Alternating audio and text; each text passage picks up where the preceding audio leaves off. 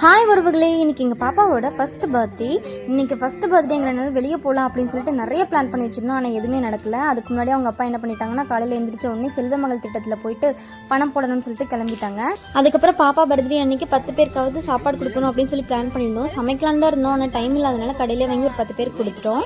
பாப்பாவுக்கு நானும் என் ஹஸ்பண்டும் சேர்ந்து க்யூட்டான ஒரு ஹேண்டி பைபிள் வந்து ப்ரெசென்ட் பண்ணியிருந்தோம். அப்புறம் எங்கள் அத்தை வந்து க்யூட்டான ஒரு எலஃபென்ட் வந்து கிஃப்ட் பண்ணியிருந்தாங்க. எங்கள் அம்மா அப்பா 2 பேரும் சேர்ந்து ட்ரெஸ் எடுத்துகிட்டு வந்து கொடுத்துருந்தாங்க பாப்பாவுக்கு. என்னோட தங்கச்சி வந்து வெள்ளி செயின் வந்து அவளுக்கு கிஃப்ட் பண்ணியிருந்தா. அப்புறம் என்னோட பெரிய தங்கச்சி தான் வர முடியல, ரொம்ப ஃபீல் பண்ணா. அதுக்கப்புறம் கேக்கும் வந்துருச்சு. கேக் வந்து கேக் கட் பண்ணலாம் அப்படின்னு சொல்லிட்டு கேக்கை வெளியே எடுக்கும்போது எங்கள் பாப்பா ரொம்ப குறும்பு பண்ண ஆரம்பிச்சிட்டா. அந்த கேக் அப்படியே சாப்பிடணும்னு சொல்லிட்டு ரொம்ப அடம் பிடிச்சிட்டு இருந்தா. அந்த தீம் வேறு ரொம்ப அழகாக பண்ணியிருந்தாங்களா. ஸோ அனிமல்ஸ்னால் எங்கள் பாப்பாவுக்கு ரொம்ப பிடிக்கும். அனிமல்ஸை பார்த்தோன்னே அது ஒரிஜினல் அனிமல்னு சொல்லிட்டு அதை கேட்டு ரொம்ப அடம் பண்ணிட்டு இருந்தா. அதெல்லாம் வீடியோ கிளிப்பில் ஆட் பண்ண முடியல, நாங்கள் வந்து ஸ்டோரியில் போடுறோம் பாருங்கள். அப்புறம் அப்படியே கேக்கை கட் பண்ணி பாப்பாவை ஊட்டிட்டு நாங்களும் சாப்பிட்டுட்டு அப்படியே ஒரே ஜாலியாக போயிட்டு இருந்துச்சு. அப்புறம் ஒருத்தராக வந்து கேக்கை கட் பண்ணி ஊட்ட ஆரம்பிச்சிட்டாங்க. அப்புறம் நான் ஃபஸ்ட்டு ஊட்டினேன், அப்புறம் என் ஹஸ்பண்ட் ஊட்டினாங்க. என் ஹஸ்பண்ட் அப்போ கூட பாப்பாவை என் கையில் கொடு அப்படின்னு சொல்லி கேட்குறேன், கொடுக்கவே மாட்டேங்கிறாங்க. கையிலேயே தூக்கிட்டு சுற்றிட்டு இருக்கான்.